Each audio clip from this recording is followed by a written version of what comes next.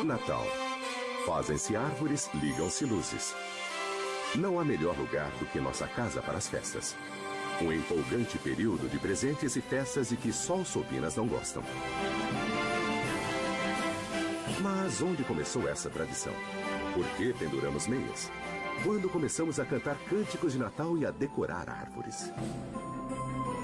Como o Papai Noel acabou usando vermelho, um trenó e 8 pequenas renas? Há histórias ocultas atrás de nossos hábitos modernos. Umas são obscuras e místicas. Outras são só para ganhar dinheiro. Então, prepare-se para a verdade por trás das festas que adoramos. Esta é a verdadeira história do Natal. A verdadeira história do Natal. Well, it's beginning to look a lot like Christmas everywhere you go. Take a look at the 5 and 10, glistening once again, with candy canes and silver lanes aglow. It's beginning Já é quase Natal de novo. A temperatura cai, flocos de neve caem, e as cidades grandes e pequenas parecem começar a se enfeitar cada vez mais cedo. O período das festas começa, na maioria dos lugares, depois do Halloween. E isso porque é um enorme negócio no país inteiro. O gasto com enfeites de festas e presentes se eleva a 15 bilhões de dólares por ano. Há um Papai Noel em cada shopping de costa a costa, com trenós cheios de brinquedos e há luzes. Muitas e muitas luzes. Gostamos de luzes como crianças. Todos nós já entramos no carro da família e saímos pela cidade para ver as luzes. A Decra Light Industries é uma das maiores empresas de enfeites para as festas dos Estados Unidos.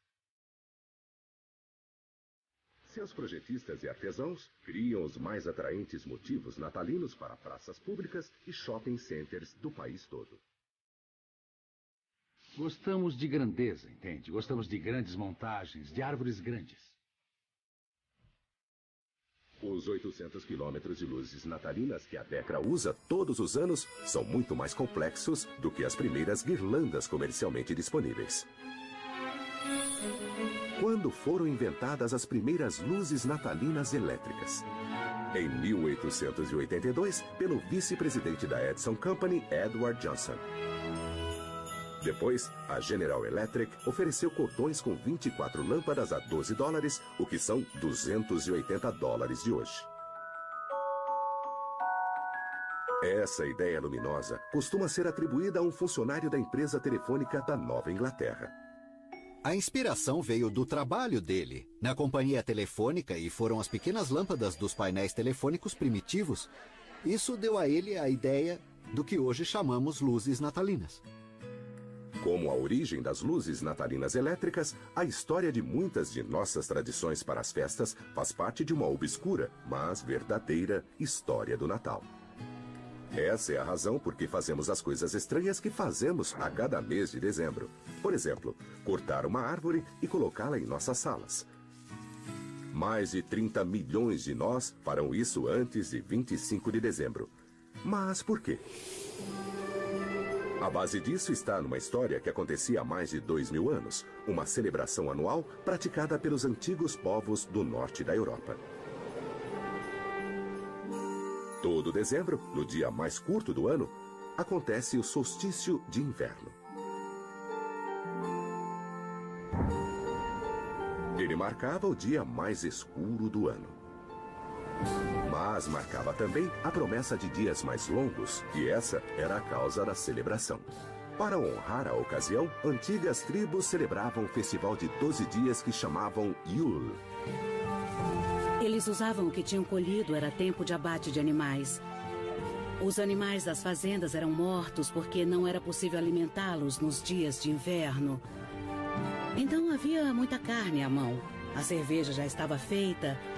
Era a época perfeita para uma festa.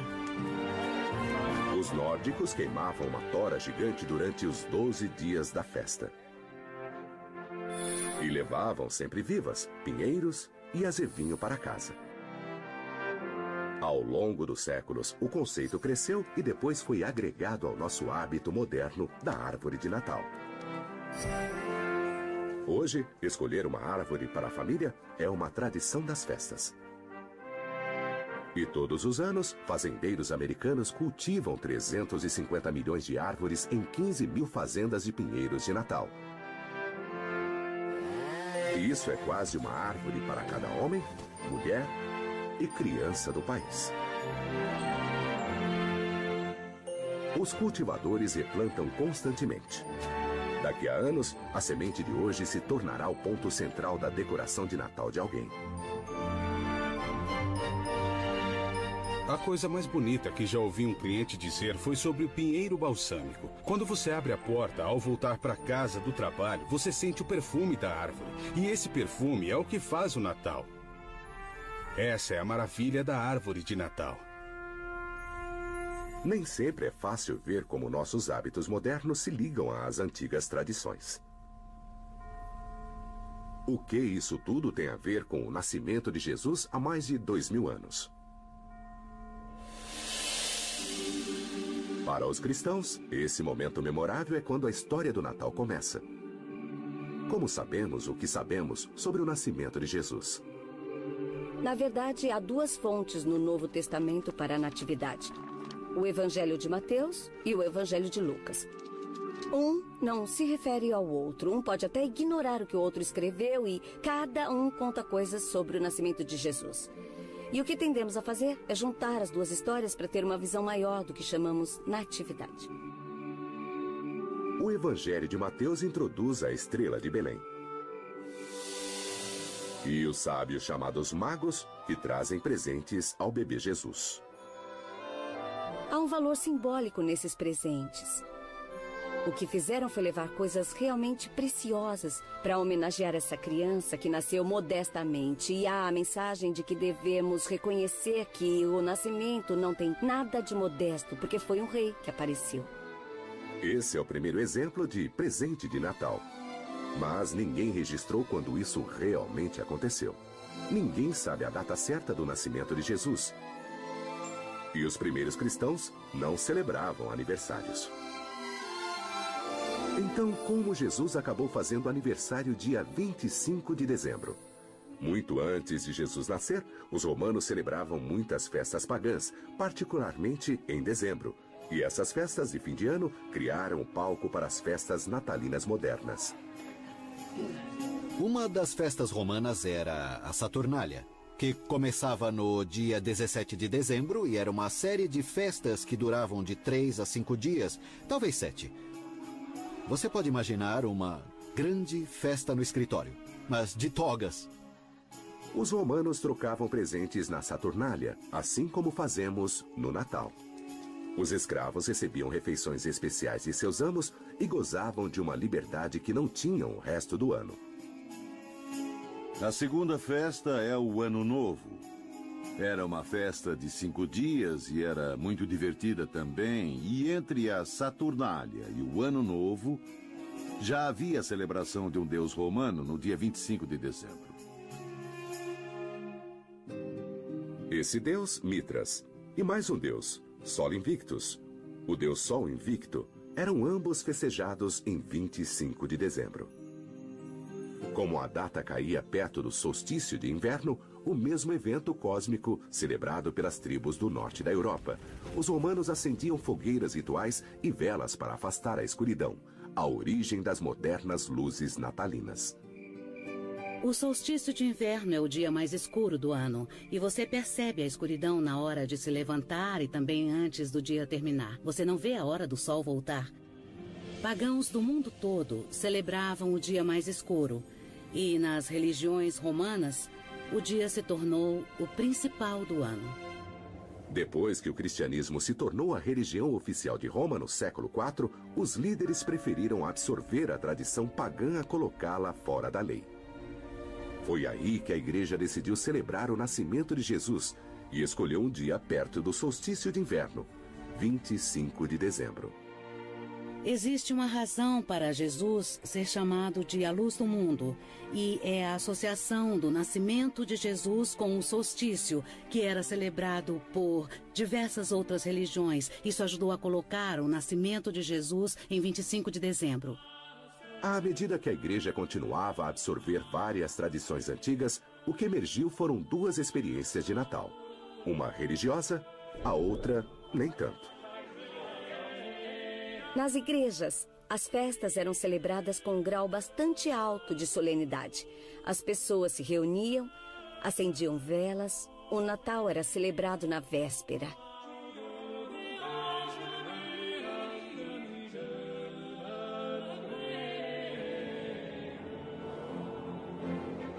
Mas fora da igreja, nas casas particulares e na praça da cidade, o Natal mais parecia uma festa pública de bêbados.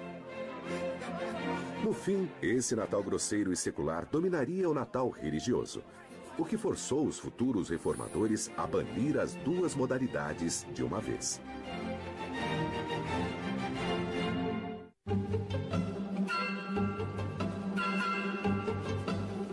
Luzes e enfeites podem ser o principal aparato de nosso Natal moderno.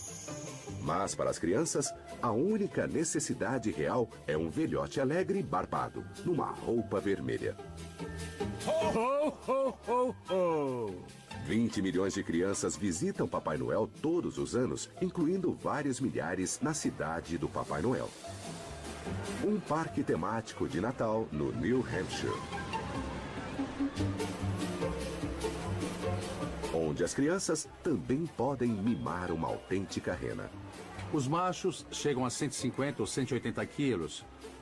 É quando as crianças entram no celeiro, ficam, admiradas. Ninguém acredita que sejam tão grandes e depois dão a eles biscoito, ou cenouras, ou maçãs. É uma coisa realmente incrível. E essas renas realmente voam, mas só na véspera de Natal. Antigos foliões teriam dificuldade de reconhecer o Natal moderno. Mas se você acha que as festas há séculos eram um idílico período de paz, reconsidere. O Natal era mundano, desregrado e divertido. Na Alta Idade Média, entre 1400 e 1500, as festas de Natal só se espalharam. Reis falavam de como davam grandes festas de Natal, dar presentes ficou muito popular e a tradição das luzes e de queimar um tronco ganhou muita popularidade. Mas o Natal também era um dia solene na igreja, passado em oração. E todos esses natais religiosos e seculares tinham suas próprias músicas, assim como temos hoje. Nas igrejas haviam sinos, música sacra, e ela era cantada em latim. E gradualmente se viu o desenvolvimento no século XII dos cânticos de Natal. Esses eram cantados em idioma local e não em latim, em linguagem que todos entendiam. Qualquer um podia apreciar as músicas. As pessoas podiam cantar junto. E logo virou tradição não cantar essas músicas só na igreja. Mas os natais medievais não tinham só cantos. Havia muita bebida e os foliões imploravam de porta em porta um gole da bebida local, embebedando-se a cada nota que cantavam. Então, o Natal parecia qualquer coisa. Menos uma festa solene, uma festa orientada para os relatos bíblicos. Parecia outra coisa. Aliás, francamente, parecia o que sempre foi. Uma espécie de festival de celebração e farra. No século XVII, os reformistas religiosos estavam perdendo a paciência com as tradições cristãs mais desbragadas. Resolveram que as festas eram simplesmente excessivas e decidiram banir o Natal de uma vez. Mas como o Natal poderia virar ilegal? Houve uma espécie de retrocesso contra o Natal. Entre grupos protestantes era visível o desejo de não celebrar o Natal, ou repúdio ao Natal como uma invenção católica, realmente algo que a Igreja Católica deixou acontecer. Na Inglaterra, o Natal foi banido de vez, mas foi por pouco tempo. De poucos anos, uma visão mais restrita das festas estaria de volta. Mas o Natal também teria suas dificuldades no Novo Mundo, no início do século XVII. Devotos colonizadores ingleses viam as festas com maus olhos, e quando colonizadores europeus vieram à América, a recém-formada colônia de Massachusetts não quis saber da festa e em 1659 também baniu o Natal. Os puritanos da Nova Inglaterra sabiam muito bem da origem pagã da celebração do solstício de inverno e quiseram evitar qualquer associação com isso. Um puritano comentou que o Natal era o naufrágio da castidade. E outro, em Boston, disse que o homem desonrava mais a Cristo nos 12 dias das festas do que nos outros 12 meses do ano. As colônias começaram a se espalhar costa abaixo e colonizadores da área do meio Atlântico eram muito menos conservadores. Em meados do século XVIII, esses colonizadores tinham adotado muitas tradições de Natal da Europa. Mas muita gente mantinha viva a antiga atitude de festa desbragada. Na Virgínia, por exemplo, a maioria das pessoas celebrava as festas com um jantar entre amigos. E os registros coloniais e do começo da República estão cheios de exemplos dessas pessoas. Por exemplo, uma família da Virgínia estava dando um jantar de Natal. Os festeiros ficaram sabendo e começaram a bater na porta e a usar o velho ritual: nos dê comida e bebida, ou vamos jogar pedras nos vidros. Portanto, as duas tradições estavam aí. Com o tempo, a América amadureceu e também os costumes de Natal, quando os ricos lançaram uma cruzada contra os excessos do Natal.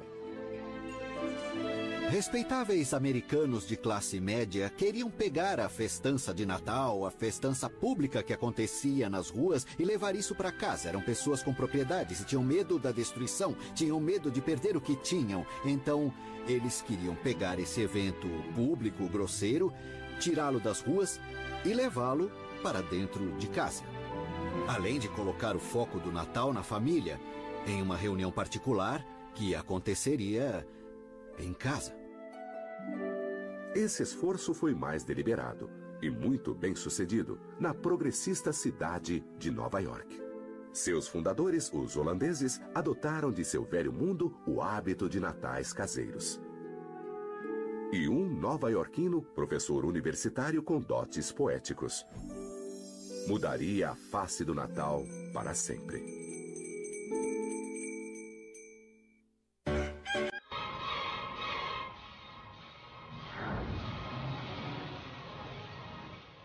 Cidade de Nova York, a Big Apple, a cidade que nunca dorme. A terra natal do Natal? Isso mesmo, a cidade de Nova York moldou o Natal moderno e secular que celebramos hoje, mais do que qualquer outra cidade do mundo.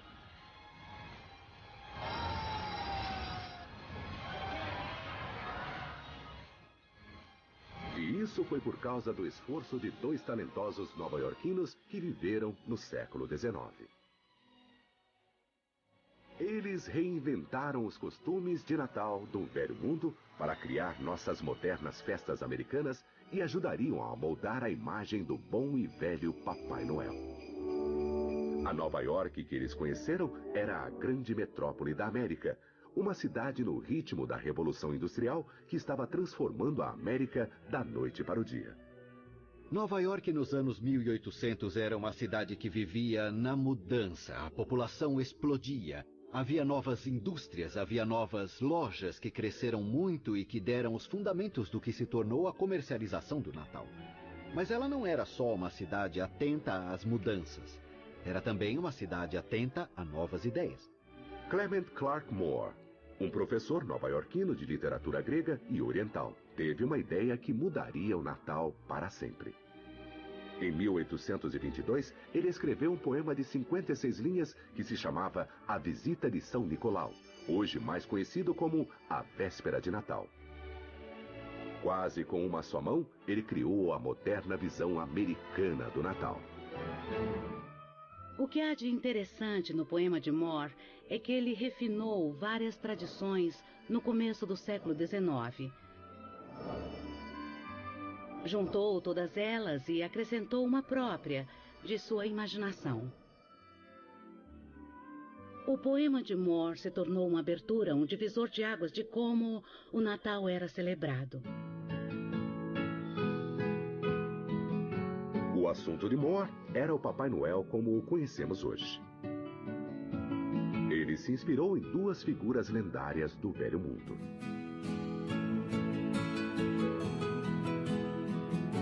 Uma era São Nicolau, um bispo do século IV, famoso por dar presentes e conhecido por deixar os presentes em meias. A outra era Sinterklaas, a versão holandesa de São Nicolau. Sinterklaas tinha se mesclado um pouco com Odin, o deus pagão das festas, que voava pelos céus em um cavalo de 8 patas. Antes da metade do século XIX, Papai Noel vinha em várias formas. Ele vinha de barco, a cavalo ou em um trenó. E tudo isso foi codificado e reduzido na América, muito em Nova York. As duas lendas do Velho Mundo eram ricas em detalhes, muitos dos quais Moore decidiu deixar de fora. Um dos omitidos foi uma figura com cara de diabo, companheiro de São Nicolau, e que podia trazer um chicote para castigar crianças desobedientes. Ou pior. No norte da Europa havia uma espécie de figura diabólica que acompanhava São Nicolau. Tinha chifres, uma longa língua vermelha, era coberto de pelos, tinha rabo e casco. E ele entrava logo depois de São Nicolau. E uma cena em especial mostra 2 menininhos encolhidos de medo, porque na porta estava a figura diabólica de Krampus. Mas o Papai Noel de Clement Clarke Moore só personificava o bem, e Moore introduziu várias novas características nele. Ele o vestiu com roupa americana, deu a ele um cachimbo e o retratou não como um padre, mas como um sorridente e alegre duende, com brilho nos olhos. Nas costas, ele levava um saco cheio de brinquedos para as crianças da casa. Moore também deu a ele um trenó, que voava pelo céu e era puxado não por um cavalo, mas por 8 renas, cada uma com seu nome. Vamos Dasher, vamos Dancer, vamos Prancer, vamos Vixen, vamos Comet, vamos Cupid, vamos Donder e Blitzen. O poema de Clement Clarke fascinou os americanos do século XIX. Ele criou um novo tipo de Natal, nem grosseiro, nem religioso, mas centrado no lar e na família. Nas décadas que se seguiram, vários artistas expandiram as imagens de Clement Clarke, mas a visão dele foi a que ficou. Uma coisa interessante do poema é que os editores mudaram a última linha. Na versão original de Moore estava: um alegre Natal para todos e a todos uma boa noite. A maioria dos livros trocou alegre por feliz. Por mais icônico que fosse o Papai Noel de Clement Clarke, ele ainda não era a figura totalmente formada que conhecemos hoje.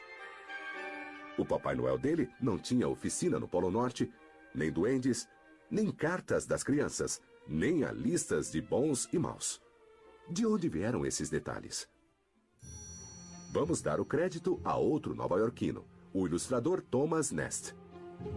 Ele pegou o Noel de Clement e produziu a versão definitiva para as gerações futuras. Thomas Nast foi um dos grandes ilustradores do século XIX e criou muitas das imagens que vemos hoje. O burro do Partido Democrático e o elefante do Republicano foi ele quem criou. A imagem do tio Sam, que conhecemos, foi uma criação de Thomas Nast. E ele também é a pessoa que nos deu a moderna versão do Papai Noel. Em 1862, uma das maiores revistas americanas, a Harper's Weekly, pediu que Nast desenhasse ilustrações de Natal. Ele transformou o bom velhinho de Clement em alguém maior e mais imponente. E ele se tornou seu avô. Deu a ele uma espessa e longa barba branca, que era a imagem de uma pessoa rica no mundo vitoriano. Ele usava um casaco vermelho com adornos brancos, botas pretas, um cinto de fivela e um cachimbo. A imagem de Nast de Papai Noel se tornou indelével e a cada Natal ficou mais rica em detalhes. Nast fez isso ano após ano. Ele criou muitas coisas que associamos a Papai Noel. A lista de bons e maus, a casa no Polo Norte, e isso se tornou a imagem de Papai Noel. Uma razão pela qual os americanos adoraram o Papai Noel de Nast Clement é que ele celebrava a infância. Um novo olhar sobre a criança só tinha aparecido recentemente no país na trilha da Revolução Industrial. Você tem que se remeter a como as crianças eram vistas no começo do século XIX, quando eles eram vestidos como pequenos adultos e se esperava que se comportassem como adultos. Pela metade do século, as coisas começaram a mudar e tudo foi mais orientado para o lar. Então as crianças se tornaram o centro da sociedade vitoriana. E no meio do século XIX, a árvore de Natal, uma variação do antigo costume nórdico de trazer o verde para casa, se tornou a peça central do familiar Natal norte-americano. E tudo por causa de um desenho. Em 23 de dezembro de 1848, o jornal Illustrated London News publicou uma imagem da Rainha Vitória e do Príncipe Albert, com a família reunida em volta de uma árvore de Natal, parte da tradição alemã de Albert. A Inglaterra se apaixonou imediatamente. 2 anos depois, a mesma imagem de Vitória e Albert foi republicada em uma revista americana muito popular com algumas alterações. Tiraram a coroa da Rainha Vitória e tiraram o bigode do Príncipe Albert para que parecessem um pouco mais americanos. Foi uma maneira de dizer à classe média americana que comprava a revista que valia a pena ter essa tradição em casa. A árvore de Natal tinha chegado oficialmente à América. Em 1856, o presidente Franklin Pierce pôs uma na Casa Branca. Papai Noel, redefinido em amigo das crianças, e árvores de Natal elaboradamente decoradas ajudaram a transformar o Natal. Uma festa antes comandada por grosseiras bebedeiras era agora tempo de celebração da família. Mas no início do século XX, Papai Noel e o Natal mudaram de novo. Papai Noel se transformaria em vendedor. E o Natal em bonança para os lojistas.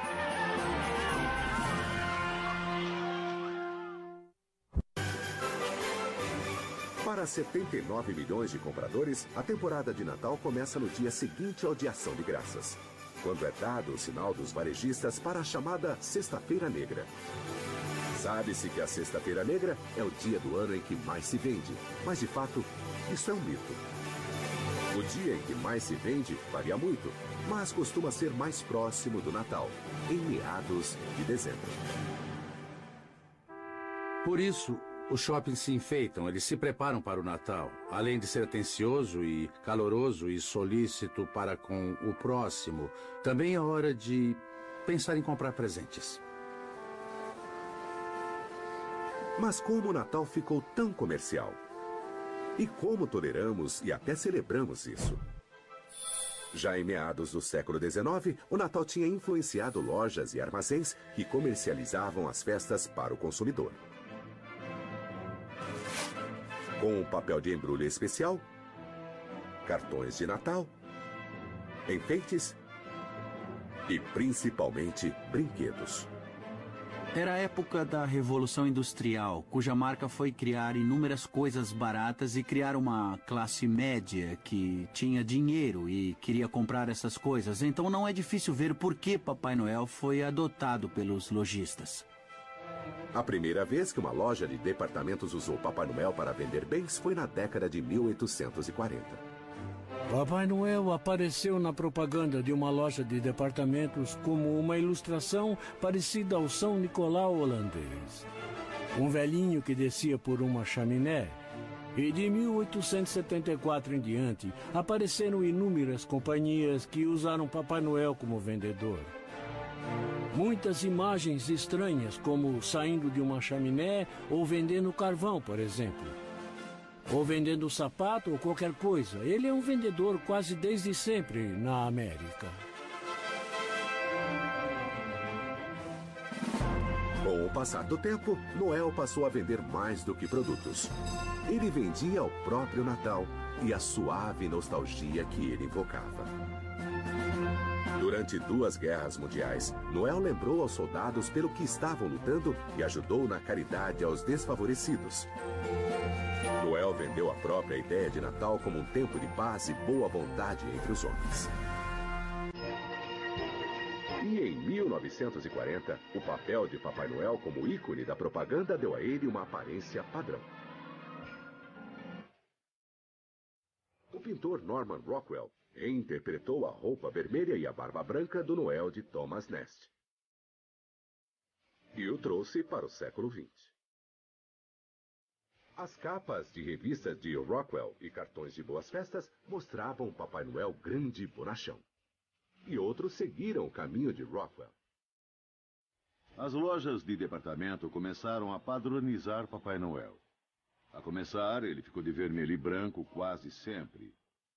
Isso ajudou a fixar a imagem, a torná-lo mais jovial, mais suave, mais agradável para a família. Em 1939, enquanto ilustrações como as de Rockwell melhoravam a aparência de Noel, o agente publicitário Robert May criava um novo ícone para as festas. Uma rena de nariz vermelho chamada Rudolph. Rudolph foi criado para a loja de departamentos Montgomery Ward de Chicago. Eles queriam criar uma espécie de folheto, um brinde de Natal, digamos. Ele escreveu um panfleto com 38 páginas em versos sobre uma rena triste que ele chamou Rena de Nariz Vermelho, mas acharam que ela devia ter um nome melhor e virou Rudolph. Foi um sucesso. Em 1949, o cunhado de May, o compositor Johnny Marks, pôs Rudolph em música. Ele escreveu a canção e a deu a Gene Autry, que não gostou nada da música e que não queria gravá-la. Mas a mulher de Gene Autry disse: a música é boa, você deve gravar. Rudolph the red-nosed reindeer had a very shiny nose, and if you ever saw it, you would even say it glows. No fim, Autry concordou em gravar a música, mas só como o lado B de um de seus discos. Lado B ou não, Rudolph se tornou o maior sucesso da carreira de Autry. Cantada por milhões há 60 anos, a história da ex-esquiva rena entrou para a história. É o perfeito exemplo de alguém que não era popular, que depois de só receber gozação das pessoas, acaba como herói. Não é isso que todos queremos? Não é à toa que a história deu certo. Rudolph, a rena de nariz vermelho, se tornou uma das canções mais populares de todos os tempos. Mas é uma canção infantil.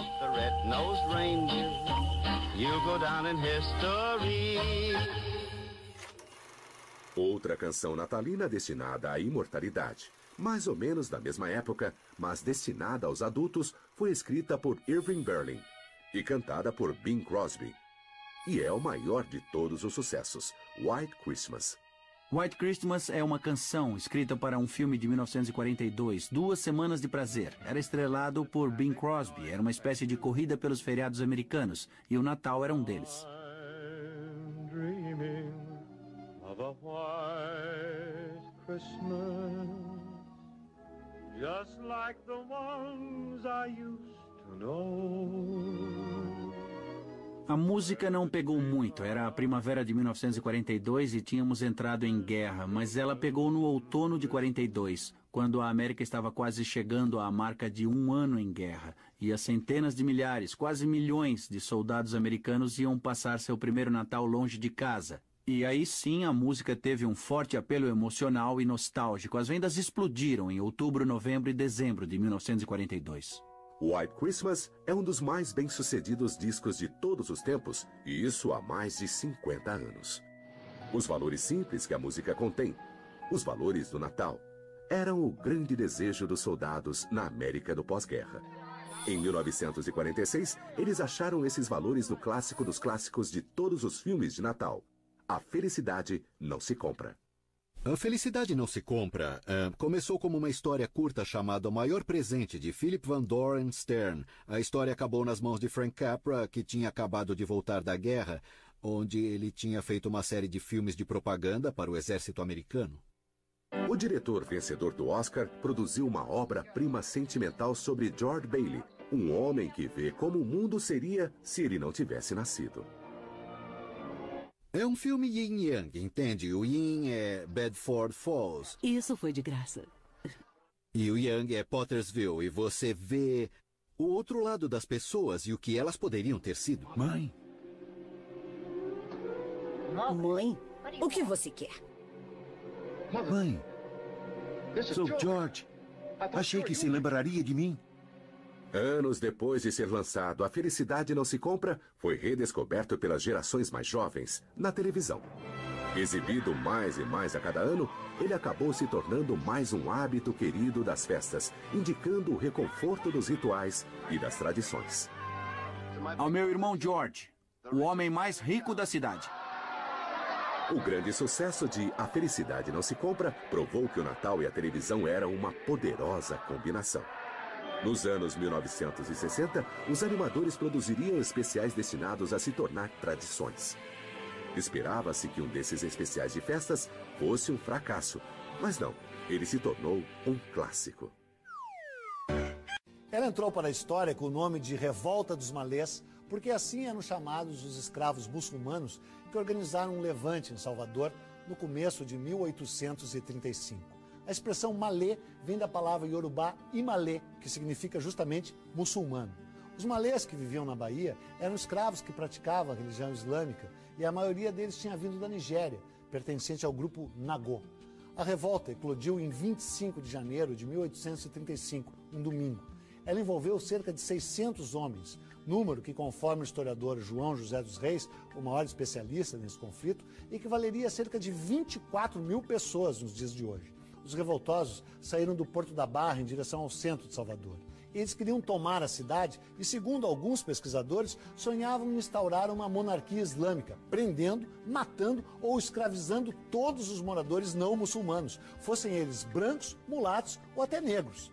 Mas o levante durou apenas 2 dias e as forças militares logo conseguiram prender mais de 300 rebeldes. Muitos foram condenados aos trabalhos forçados, ao exílio ou às chibatadas. 16 líderes receberam a pena de morte, mas no fim, apenas 4 foram mesmo executados. O fuzilamento se deu no dia 14 de maio de 1835 e pôs fim a uma das mais impressionantes revoltas de escravos já ocorridas no país. Na escola, em geral, nos ensinam que a história do Brasil sempre foi mansa e pacífica e que somos uma nação construída por homens cordiais. Mas a revolta dos malês mostra que a trajetória do país é repleta de sangue e suor, de som e fúria. Como, aliás, é a história do mundo. Uma história humana, humana até demais. Fique ligado.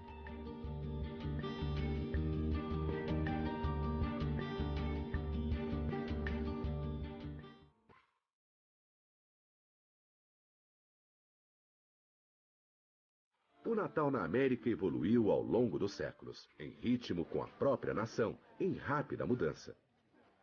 Mas até mesmo os dias de hoje, o Natal permanece uma festa familiar, cheia de nostalgia e de lembranças da infância. Podemos como que recuperar a inocência de nossa infância antes de nos tornarmos gente durona, cínica e horrorosa, entende? Quando viemos o mundo de outro modo, mais generoso e gentil e nunca é tarde para voltar a ver as coisas como as víamos. O poder do Natal de espalhar alegria e criar boas lembranças explodiu com a ascensão de uma instituição que as crianças adoram tanto quanto o Natal: a televisão. Nos anos 1960, as crianças contemplaram a idade de ouro da TV. A idade do ouro dos especiais de Natal começou nos anos 60 e foi até os anos 70. Os especiais se dirigiam especialmente às crianças, apesar de serem sofisticados o suficiente para entreter os adultos. O primeiro desenho animado especial de Natal estreou em 1962. O Conto de Natal de Mr. Magoo, uma adaptação da grande história de Charles Dickens. Se você pensar friamente, é uma estranha combinação de Mr. Magoo e um conto de Natal. Ele era um personagem engraçado e fez um papel dramático da literatura clássica. O Natal é uma enganação! Feliz Natal! Chega disso de Feliz Natal! Se fosse por mim, qualquer bobo que saísse por aí dizendo Feliz Natal a todos deveria ser cozido no seu próprio caldo e enterrado com um galho de azevinho no coração. Ora, enganação! Acho que é a melhor versão de um conto de Natal que já filmaram. Depois de O Conto de Natal de Mr. Magoo, vieram inúmeros especiais de animação destinados a serem revistos a cada Natal em décadas futuras. Rudolph, a rena de nariz vermelho, Frosty, o homem de neve, Papai Noel vem à cidade. Deixe-me fazer um pouco de mágica. E como o Grinch roubou o Natal de Dr. Seuss. Mas em 1965, um especial estrelado por um menino de cabeça redonda que procurava o sentido do Natal superou a todos. Em 1965, recebemos uma chamada da agência de propaganda McCarrickson, que representava a Coca-Cola. Disseram: "Você e o Sr. Schultz já pensaram em fazer um filme de Natal com Charlie Brown?" Eu menti e disse: "Com certeza." Chamei Spark, nosso apelido para o Sr. Schultz, e disse: "Acho que acabei de vender o Natal de Charlie Brown." E ele disse: "O que é isso?" Eu respondi: "É o que você vai escrever amanhã." Mendelssohn e o animador Bill Melendez tinham de criar um especial de animação de 30 minutos em apenas 6 meses.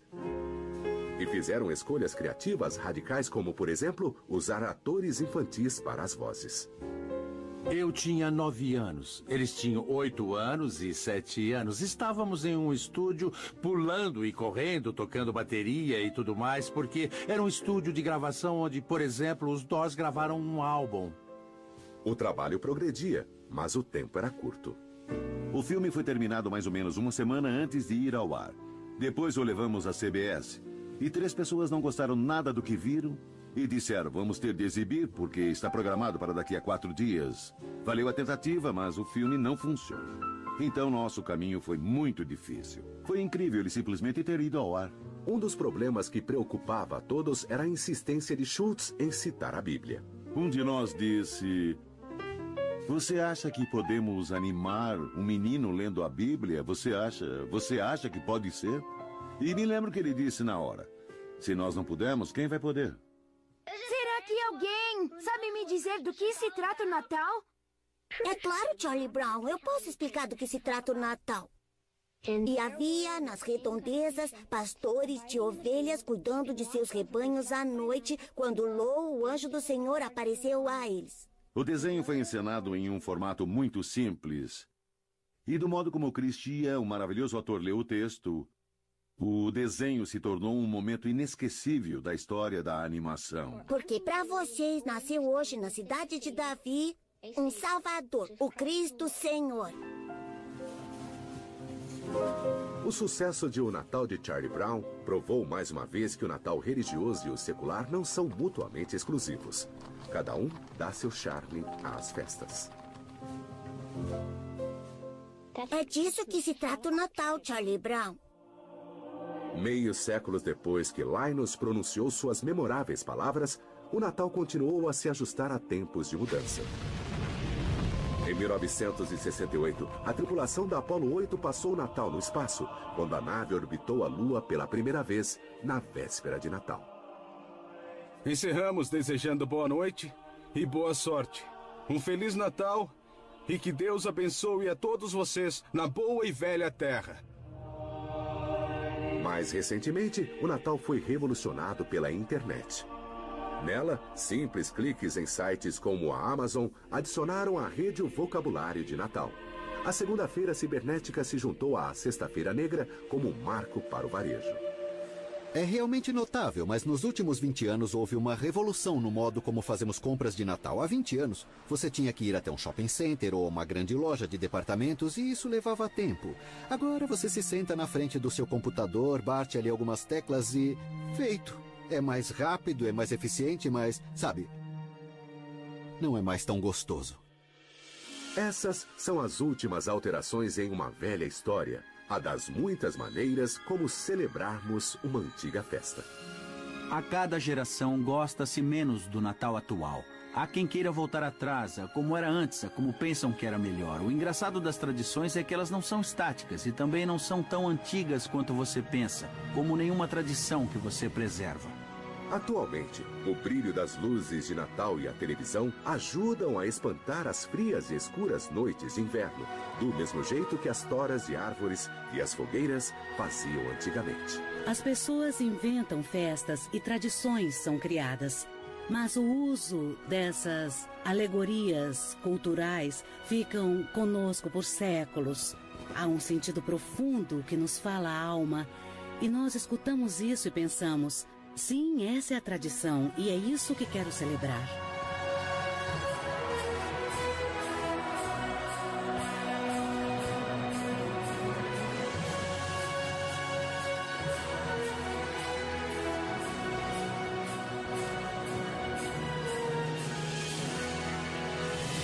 Até onde nossa memória alcança, trazemos árvores para casa e acendemos velas.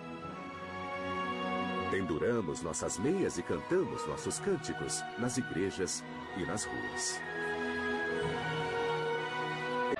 Há um Papai Noel em cada shopping de costa a costa, com trenós cheios de brinquedos e há luzes. Muitas e muitas luzes. Gostamos de luzes como crianças. Todos nós já entramos no carro da família e saímos para a cidade para ver as luzes. A Decra Light Industries é uma das maiores empresas de enfeites para as festas dos Estados Unidos. Seus projetistas e artesãos criam os mais atraentes motivos natalinos para praças públicas e shopping centers do país todo. Gostamos de grandeza, entende? Gostamos de grandes montagens, de árvores grandes. Os 800 quilômetros de luzes natalinas que a Decra usa todos os anos são muito mais complexos do que as primeiras guirlandas comercialmente disponíveis. Quando foram inventadas as primeiras luzes natalinas elétricas? Em 1882, pelo vice-presidente da Edison Company, Edward Johnson. Depois, a General Electric ofereceu cordões com 24 lâmpadas a $12, o que são $280 de hoje. Essa ideia luminosa costuma ser atribuída a um funcionário da empresa telefônica da Nova Inglaterra. A inspiração veio do trabalho dele, na companhia telefônica, e foram as pequenas lâmpadas dos painéis telefônicos primitivos. Isso deu a ele a ideia do que hoje chamamos luzes natalinas. Como a origem das luzes natalinas elétricas, hoje, escolher uma árvore para a família é uma tradição das festas. E todos os anos, fazendeiros americanos cultivam 350 milhões de árvores em 15 mil fazendas de pinheiros de Natal. E isso é quase uma árvore para cada homem, mulher e criança do país. Os cultivadores replantam constantemente. Daqui a anos, a semente de hoje se tornará o ponto central da decoração de Natal de alguém. A coisa mais bonita que já ouvi um cliente dizer foi sobre o pinheiro balsâmico. Quando você abre a porta, ao voltar para casa do trabalho, você sente o perfume da árvore. E esse perfume é o que faz o Natal. Essa é a maravilha da árvore de Natal. Nem sempre é fácil ver como nossos hábitos modernos se ligam às antigas tradições. O que isso tudo tem a ver com o nascimento de Jesus há mais de 2000 anos? Para os cristãos, esse momento memorável é quando a história do Natal começa. Como sabemos o que sabemos sobre o nascimento de Jesus? Na verdade, há duas fontes no Novo Testamento para a Natividade: o Evangelho de Mateus e o Evangelho de Lucas. Um não se refere ao outro. Um pode até ignorar o que o outro escreveu e cada um conta coisas sobre o nascimento de Jesus. E o que tendemos a fazer é juntar as duas histórias para ter uma visão maior do que chamamos natividade. O Evangelho de Mateus introduz a estrela de Belém. E os sábios chamados magos, que trazem presentes ao bebê Jesus. Há um valor simbólico nesses presentes.